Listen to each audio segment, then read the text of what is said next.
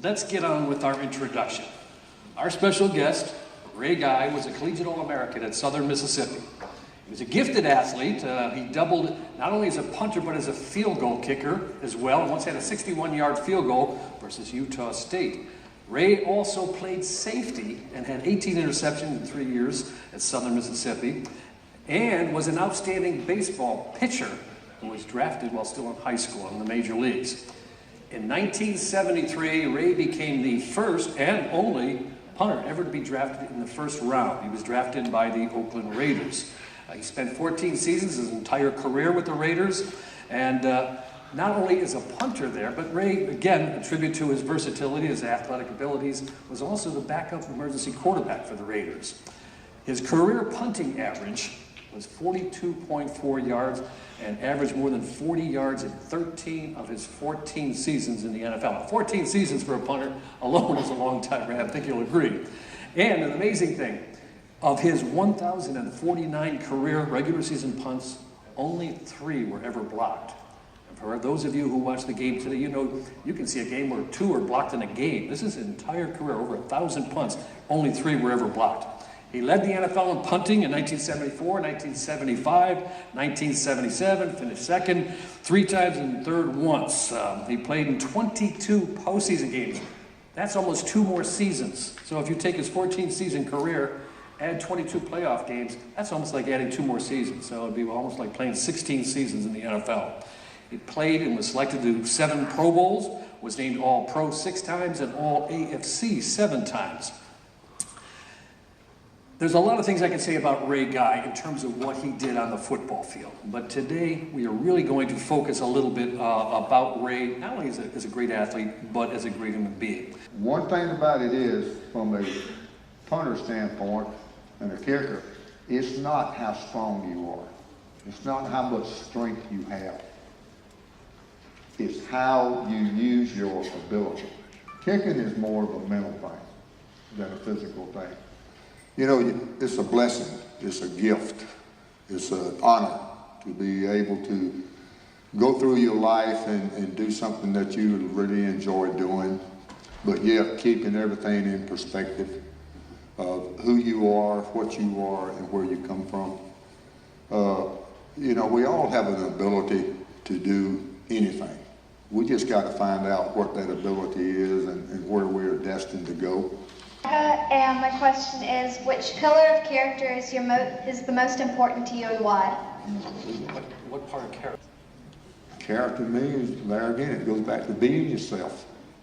That's all. I mean, I don't know how to put it in any other words because, you know, I've seen a lot of things in my life, and I've seen a lot of people torn down because they went beyond their character. I try to portray a good, honest Christian life. I try to tell the truth. I try to tell it like it is, without hurting people's feelings. But sometimes you're going to hurt people's feelings.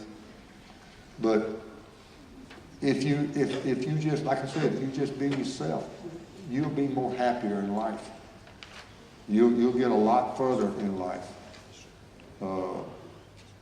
That's basically what I'm saying is who you are. That's all it is. It's about integrity. It is integrity. Like I said, I'm not ever going to be anybody else. I'm not. You know, and I try to help people out. I mean, I try to instill in them, and I want to be your friend. I want to be a mentor, basically. And I want to do the right things to portray good character to other people. And hopefully I've done that. What were some ways that helped you become better in school and put all the bad thoughts behind you? Well, what I did was, I go back to, we're only human beings. We're going to make mistakes, okay? The best thing to do is forget about those mistakes because technically from my standpoint and my thinking is, I'm probably going to make more mistakes than I do positive things. So I take the mistakes that I've committed or made and I apply them to the good side. Now, from a standpoint of being a kicker or something, Anytime that you make a mistake and you start sitting and dwell on that and you get mad at yourself because you know you could do better, it really plays with your mind from then on. I just totally forgot about it because, hey, look, it happens, it's going to happen. And I didn't worry about it. Pressure-wise, I never worried about anything on the field. You know, there again, make the mistake, okay, fine, I'll make it. And, but as long as I was giving it everything I had, and as long as you give it everything you had and you make a mistake, well then you still should be satisfied with yourself. My name is Dominic Douglas and I'm from East High School, and this is my question. What advice can you give young people about developing their character? The character? Well, it'll go back to what I always instill in is to develop your character is to be yourself. You never want to be somebody that you're not. Don't ever try to be somebody that you're not. In other words, don't try to impress somebody just to be liked. If they don't like you for who you are, then apparently you don't need to know them. Okay? My deal is, and I tell people all the time, is that I am who I am, and that's all I'm going to be. And if you don't like who I am, that's okay. I'll still be your friend. But it's good to be liked, but you've got to be yourself. You've got to grow with what you believe in, where you're focused on going, and what you want to do when you get there. And that's why I try to work with young people as much as I can. And I'm going to be honest with you, I'm not going to get every one of you. I'm not. I'm going to try. But I'm on this road of all I need is one or two, because those one or two are going to get two. And it keeps escalating down the road. But my deal, I'm just going to be who I am. I hope I got good character. I hope I portray good things in people. I love to have a good time, don't get me wrong, but I keep it in perspective. I was young once. You know, we always test the grass, but I found out real quick that grass wasn't green. It was a little bit brown on the other side of that fence. So just be who you are. Be happy with who you are. That's all you got to be. You are who you are, and you can't change it. So portray good character to other people. Do unto them as you want them to do unto you.